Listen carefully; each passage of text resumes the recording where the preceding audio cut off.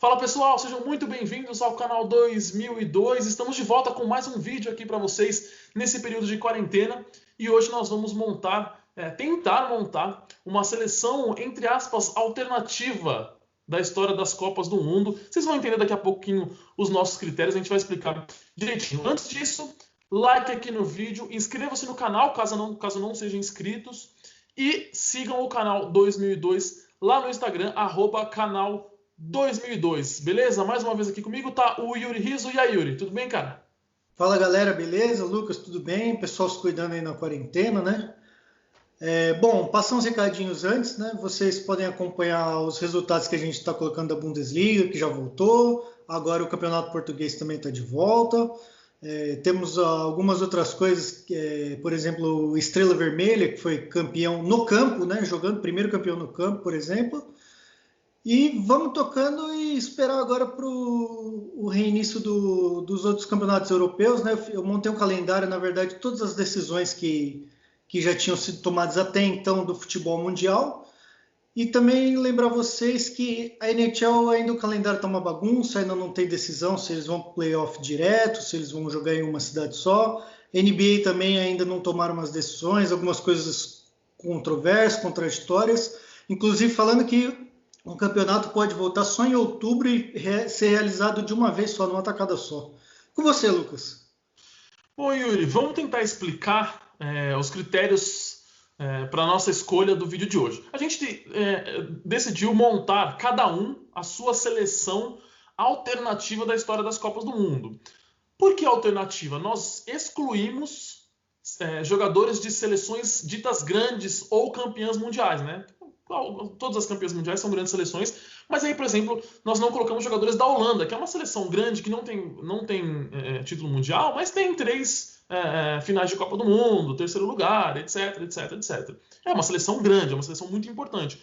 Ao mesmo tempo, excluímos Alemanha, Brasil, Argentina, Uruguai, Espanha, enfim, todas as seleções campeãs mundiais. E lembrando, Lucas, que a gente escolheu 2 goleiros por Sim. conta que as outras posições você pode escolher mais de um jogador, né? Então a gente quis dar essa colher de chá para ficar bacana também a nossa escolha e não ficar só num goleiro, né? De repente destacar mais de um talento que, de repente você só destacar um, fica até injusto com o outro.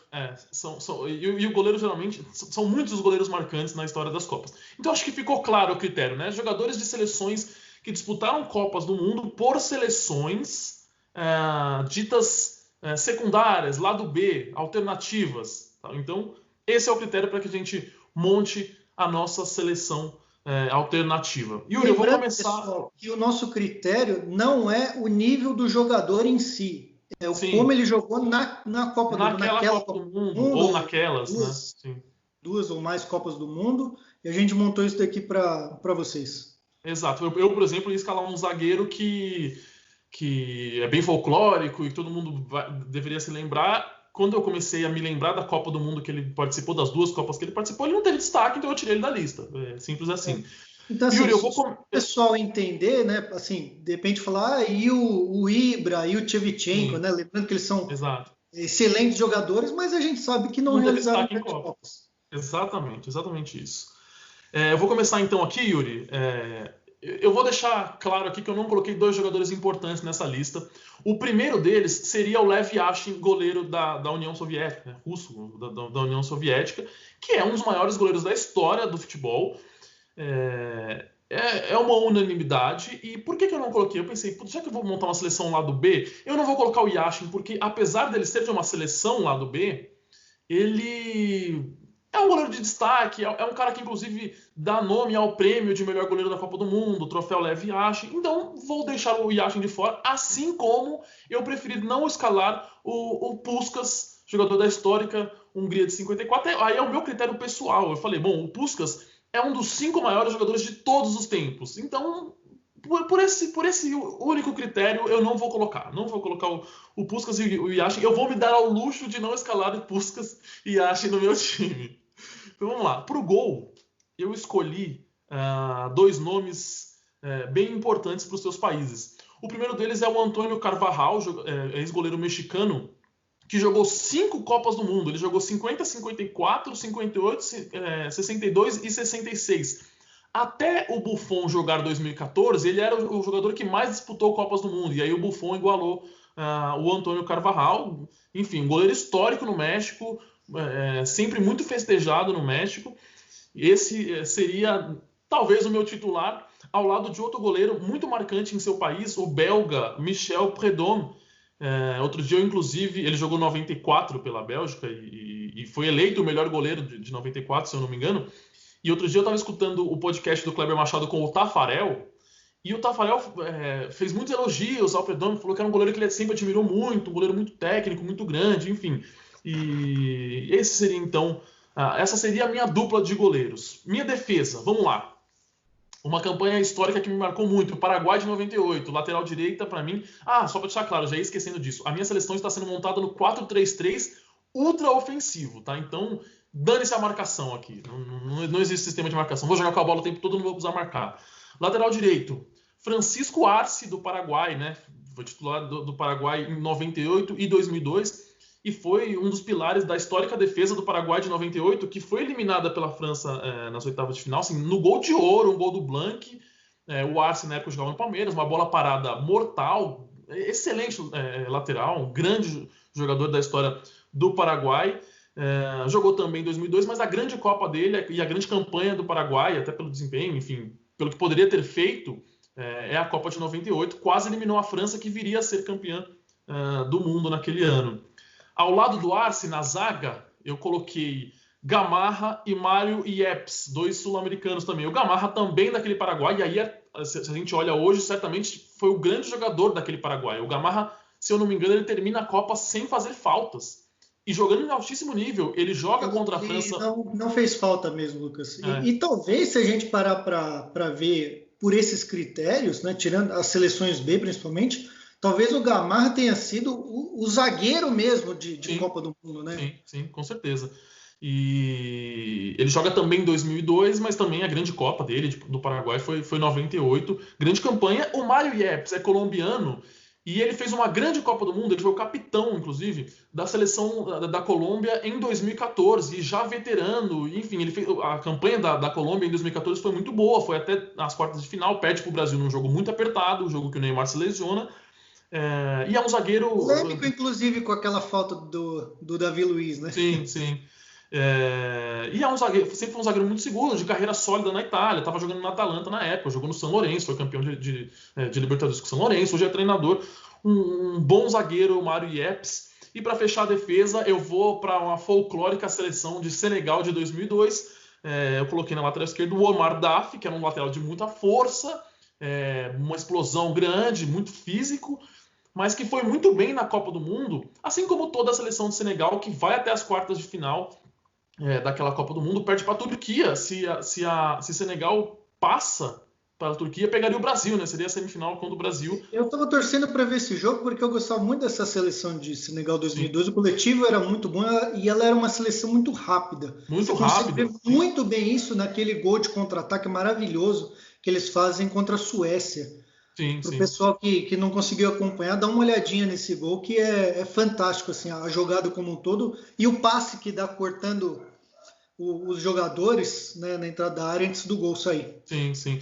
E Senegal que se classifica num grupo que, se eu não me engano, era França, Suécia e Uruguai. É isso, Yuri? E Dinamarca. Dinamarca, exatamente. E se classifica vencendo a França, por exemplo, na estreia. A França era a atual campeã do mundo. Muito, muito forte o time de Vence a França, empata, acho que perde para a Dinamarca e empata com o Uruguai, e abriu 3-0 no Uruguai, se eu não me engano. Acho que é isso. Vou para o meio campo. E aí, tome ofensividade. O meu meio campo tem Landon Donovan, dos Estados Unidos, um dos maiores jogadores da história dos Estados Unidos, que fez uma campanha muito boa em 2002 também. Hristo Stoichkov, jogador da Bulgária, que joga... Aliás, o Donovan joga 2002, 2006 e 2010. Ele era o craque daquele time dos Estados Unidos. Um grande nome americano, acho que talvez... Um grande nome, acho que sim. Poderia ter jogado em 2014, mas teve umas questões ali com o Klinsmann, não veio para o Brasil em 2014. O Hristo Stoichkov, que era um craque do Barcelona do Cruyff e do Romário ali, né, no início dos anos 90, que jogou 94 e 98. Em 94, ele ajuda a Bulgária a chegar ao 4º lugar. E é artilheiro da Copa. Ele é artilheiro da Copa, jogando num nível altíssimo, 98 já abaixo. A grande Copa dele foi 94. E o Jorge Hagi, camisa 10 e cracaço da história da Romênia, que também tem uma Copa de 94 muito marcante mesmo. Ele joga 90, 94 e 98, mas o grande destaque dele foi 94. 98 ele foi bem também, mas a grande Copa do Hagi foi 94. 94 foi uma Copa de grandes camisa 10, aliás. Tinham grandes nomes vestindo a camisa 10. Valderrama, Maradona, Raí, Hagi. Principalmente na Adidas, né? Que Matheus, exatamente. Aquela camisa clássica deles, né? Sim, é maravilhoso. Então o Hagi fez uma Copa marcante numa seleção romena bem marcante. Foi um dos grandes momentos da Romênia. E aí eu vou para o meu ataque. O meu ataque começa com Gregor Zlato, o grande jogador da história da Polônia. Jogou 74, 78 e 82. Foi quarto lugar em 74 e ele marcou 7 gols. Inclusive... Numa Copa dificílima, inclusive. Isso que eu ia falar, numa Copa de um nível altíssimo, assim, com o Brasil tinha uma grande seleção, a Holanda tinha uma grande seleção, a Alemanha tinha uma grande seleção, a Itália tinha uma boa seleção. Foi uma Copa bem marcante, assim, em termos de nível técnico, e a Polônia fez uma grande campanha, e o Lato era o grande jogador daquela seleção.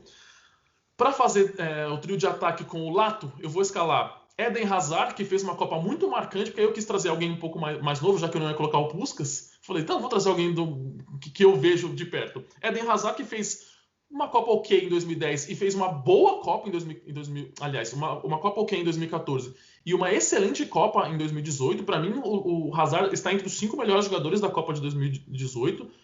É um cara muito técnico, muito rápido, que ainda não engrenou no Real Madrid, mas que certamente vai ter uma boa passagem na Espanha, porque é um jogador de altíssimo nível e foi muito bem na Copa de 2018. E aí, fechando o ataque, o folclórico e grande jogador da história de Camarões, não sei se é o maior, mas um dos grandes jogadores da história de Camarões, Roger Milá, que jogou 82, 90 e 94. Tem gols marcantes, tanto em 90 quanto em 94, vencendo a Argentina, que era a atual campeã, em 90, gol do Roger Milá, uma dancinha folclórica na bandeirinha de escanteio. E em 94 ele se torna o jogador mais velho a disputar uma Copa do Mundo, com 42 anos, se eu não me engano, e 39 dias. Eu até anotei isso aqui. 42 anos e 39 dias. Ele só é superado em 2014, quando o Mondragón, goleiro reserva da Colômbia, entra em campo no último jogo da primeira fase e supera a marca do Roger Milá, um atacante muito marcante para quem viveu o futebol dos anos 90, para quem viu ali o começo dos anos 90, e muito querido no seu país, em Camarões. E aí, só para fechar a minha lista, eu escalei um treinador também, e aí já que era para ser alternativo, eu fui de Bora Milintinovic, que é o treinador que foi para 5 Copas do Mundo com seleções ditas alternativas. Ele foi para a Copa do Mundo com o México em 86, comandou a Costa Rica em 90, os Estados Unidos em 94, a Nigéria em 98 e a China em 2002, inclusive enfrentando o Brasil em 2002. E de duas dessas, né, Lucas? O México e os Estados Unidos, eles fizeram boas Copas, né? Assim, dá um destaque para isso, né? Pessoal, sendo em casa, né? Realizado em casa, mas eles fizeram boas campanhas, né? Sim. Foram seleções boas que jogaram. Sim. O Galvão Bueno chamava ele de Bora Milu. Ele eu não sei se eu falei isso anteriormente, ele é sérvio, né? Na época, iugoslavo, agora com a separação da Iugoslávia, ele é sérvio. E esse é meu time, Yuri. Vamos pro seu. Então, Lucas, eu notei que eu tive um jogador de cada posição igual ao seu, né? Eu montei a minha seleção aqui. A gente não combinou, né? É bom destacar. E a gente não combinou, gente. Eu não sei qual é a seleção do Yuri. E eu fiz um 3-4-3, né? Vendo até um retrospecto até uma das Copas do Mundo, cara. É difícil você não partir pro 2-3-5. É verdade. Cara, eu vou começar aqui com um dos maiores ídolos do futebol sul-americano, polêmico, porém muito firme nas suas posições, nas suas ideias, que é o grande Bulldog, né? Chilavert, ídolo do Vélez Sársfield, campeão da Libertadores 94, marca um gol de pênalti, né, contra o São Paulo, já na decisão, né, dos pênaltis mesmo, defende um pênalti, né, o primeiro pênalti do Palhinha. E ele fez uma Copa de 98 incrível, né? Sim. Lembrando disso, assim, um dos grandes nomes, né? Era tem há pouco tempo, assim, vamos dizer, o maior goleador, né? Depois do Rogério É, Ceni, ele fez uma Copa de 98 muito boa, né? E eu destaco o meu reserva aqui, né? Eu fiz o Chilaver número 1, o número 12 é o Rustu, goleiro bem da, lembrado. Bem da lembrado. Turquia, ídolo do Fenerbahçe. Cara, é só você ver o que a Turquia fez, principalmente nos jogos contra o Brasil. É. O Brasil teve muita dificuldade nos dois jogos, assim. Nem que falar, tomou pressão e tal, mas era uma seleção muito dura de se enfrentar, muito Sim. difícil. Né? O O Russo Brasil. que jogava com duas marcas aqui, estilo jogador de O futebol Rusto ia americano, para a né? guerra, né? Ídolo do É, Fenerbahçe, a exatamente. gente sabe como é que são as torcidas turcas, cara. Eu acho que ele é uma boa representação Sim. do jogador turco, Não, né? e era um grande goleiro, um grande goleiro, um grande E era goleiro. um grande goleiro, né? Aí eu vou para a zaga. Talvez o meu jogador mais fraco da posição, como eu falei, a gente quer montar no 2-3-5 e aí eu acabei colocando 3, é o Alpay Ozalan, que é conterrâneo do Rustu, Da né? Que Turquia, a sim. Turquia chegou em terceiro lugar naquela Copa, né? O Brasil encontrou dificuldade, como eu falei, e lembrando, o Alpay Ozalan é aquele cara que o Rivaldo fez ser expulso, Sim, né? ele Naquele chuta a bola pro Rivaldo, né? que ele chuta, bate na cor do Rivaldo e o Rivaldo simula.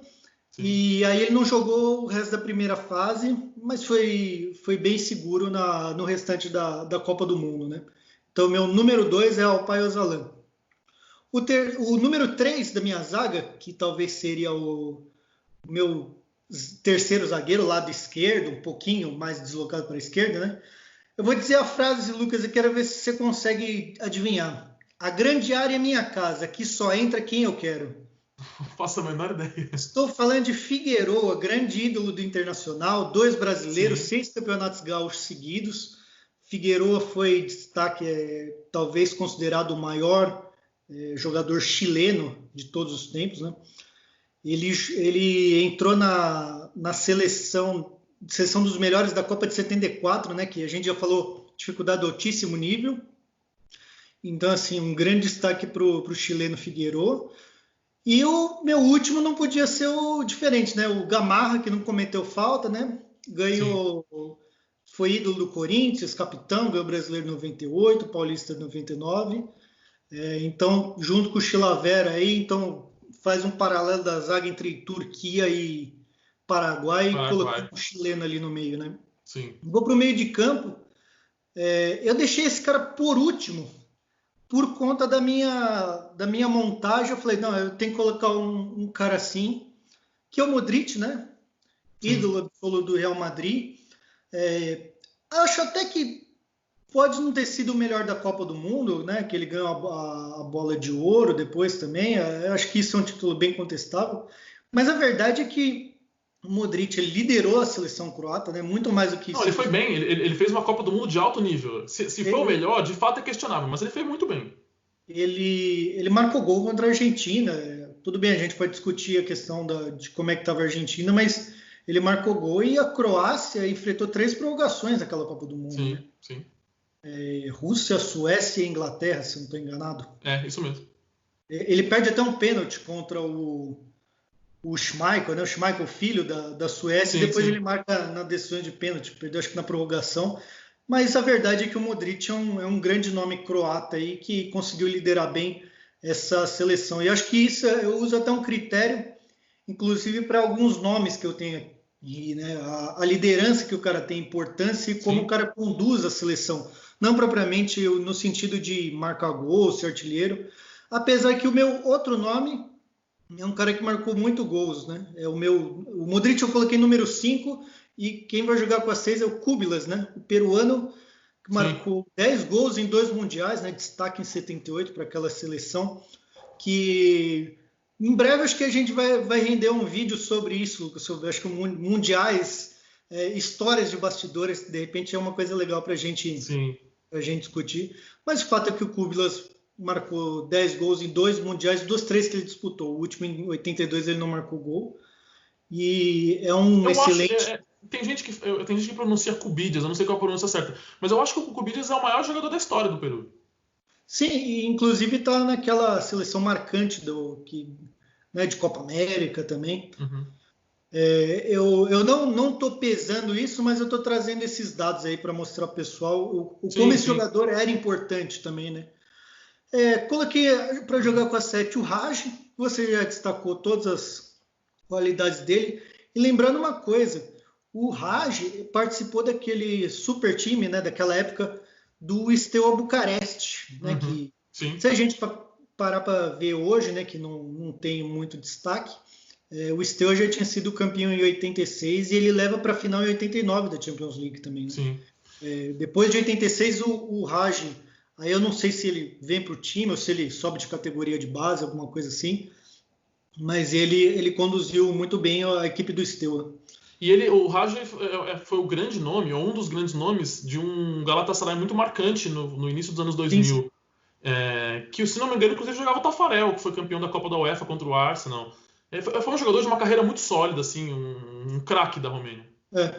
E aí eu coloquei o Puskás, porque o Lucas, eu entendo o critério dele, e eu coloquei porque o Puskás é o Puskás, né? Claro, Liderou óbvio. aquela Hungria de 27 gols, obviamente vai jogar com a 10.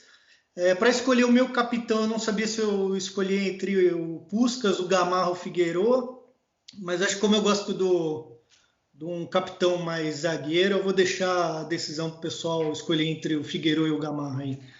Mas é de fato que o Puskás mudou muito o futebol em si, né? Um É, dos revolucionários do a, futebol. a Hungria de 54 é a grande. São dois times, né, na verdade. A Hungria de 54 e o Brasil de 70 são as duas grandes referências da Holanda de 74, do Cruyff, do Neskins, Sim, enfim. sim. Do Rinus Michels. O Michels sempre usou isso como referência. O Brasil de 70 e do Zagallo, né, por toda a mobilidade do ataque brasileiro, e a Hungria também, por uma questão de mobilidade, que era comandada pelo Gustavo Serbs e que tinha E como grande jogava com cinco craque, atacantes. que tinha como grande craque o Puskás. Lembrando que o Puskás é atacante, eu recuei ele porque Sim, esse time já está para ter mais ultra. espaço para. Mas ele faria aquela função do 10 clássico, né? Ali no Sim, meio, sim. coordenando as O jogadas, né? ponta de lança. Isso.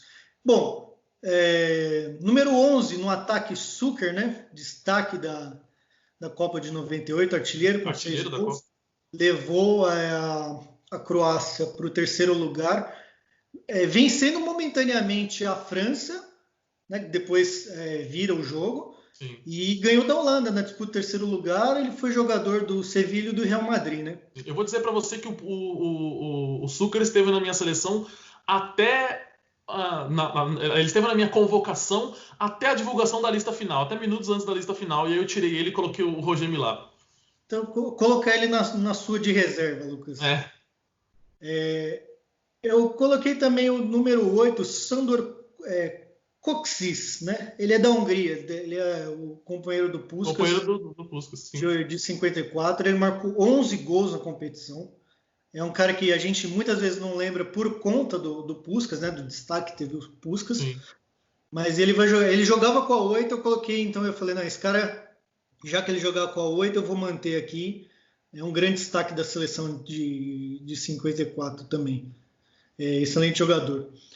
E, repetindo o que você falou, Lucas, número 9 não tinha como ser diferente, né? 38 anos quando marca seu último gol, né? Em 90. A Vossa Excelência Africana, né? Duas Copas Africanas Nações, Roger Milá, né? Sim. Um cara grande símbolo, o cara com 38 anos está jogando, marcando gol. Eu faço um paralelo, não digo que o futebol era parecido, mas quando falo em Roger Milá, eu lembro muito da questão do close, que as pessoas falam também, não era craque, não teve grande destaque nos clubes também. Mas de fato os caras fizeram histórias em Copas do Mundo, né? Sim, Isso, sim, isso é marcante. Tem aquela comemoração, inclusive, que ele segura a rede, assim, né? É muito sim, bonito. Eu acho que o Roger Milá, assim como não coloquei aqui por conta das Copas, né? O Abedi Pelé, antes dessa geração sim. Eto'o Drogba, né? São os grandes nomes que a África traz para o futebol. Acho que os três grandes nomes da África até essa geração seriam o Abedi Pelé, o Roger Milá, talvez pela atuação em Copas, e não sei, talvez sejam esses dois nomes mesmo. Talvez Eu acho que pode não ser consigo que tem pensar alguns outros. jogadores que não tiveram em Copa. Talvez Às o vezes, Jorge Weah, que jogou no Milan, que era da Libéria, né? assim, eu ia falar dele, que eu não estou lembrando quem que era, mas eu já li a história que eu estava lendo um tempo atrás sobre seleções africanas, né, que ele entrou para a política e tal, então tem Sim, foi uma presidente da Libéria. representação dentro da história do país. Eu acho que de repente a Ele gente foi pode bola de explorar ouro isso. da France Football, o Weah. Mas Sim, aí já é um pouquinho mais recente, final dos anos 90 ali, entendeu? e a Libéria não chegou aí para a Copa, Sim, nada sim, assim, mas eu acho que depois um vídeo futuro que possa render, assim, a gente falar um sim, pouco dessas é seleções verdade. africanas aqui, que é bem bacana a história do país como um todo, né? Não da parte da guerra, obviamente, mas da gente entender assim que muitas vezes a gente não aprende na escola, né? Então É, é bem bacana de repente a gente discutir isso com o futebol depois, né? E eu coloquei o Gustavo Sebes, né? Eu não sei se é assim que pronuncia também, porque sim, sim. ele é húngaro, ganhou as Olimpíadas de 52 e foi o grande chefe daquela Hungria espetacular, que infelizmente não ganhou a Copa, né? Que apesar que se tivesse ganhado, eu não ia colocar esses três É. nomes aqui, né? Então, só contextualizando, né? Coloquei num 3-4-3, destaque principalmente para Paraguai, para Croácia, para Turquia e para Pra Hungria. Hungria, né? É. Na Hungria, assim, acho que esses jogadores fizeram a história, né? Grande seleção. Gustavo Serbs é um dos maiores treinadores, é um dos grandes revolucionários da história do futebol. E Quem isso que quiser, me procure assim. estudar um pouco sobre essa seleção da Hungria, o que eles causaram na Inglaterra, vencendo a Inglaterra em Wembley, renovando, trazendo inovações em esquemas táticos, em mobilidade, um centroavante que não era centroavante. Tem depoimentos de ingleses que jogaram aquela partida em Wembley que falavam: como que eu vou marcar esse centroavante? O cara ele se mexe, ele não é um camisa 9 que fica parado no ataque, enfim. Muito do que a gente vê de futebol hoje nasceu com aquela Hungria no início dos anos 50, comandada pelo Gustavo Serbs. Talvez a grande primeira revolução do É. futebol, né?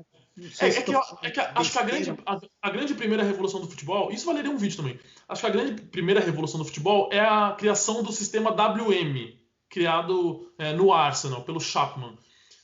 O WM se torna a grande referência de futebol ali no início do século XX, até surgir a Hungria. A Hungria cria um sistema mais móvel.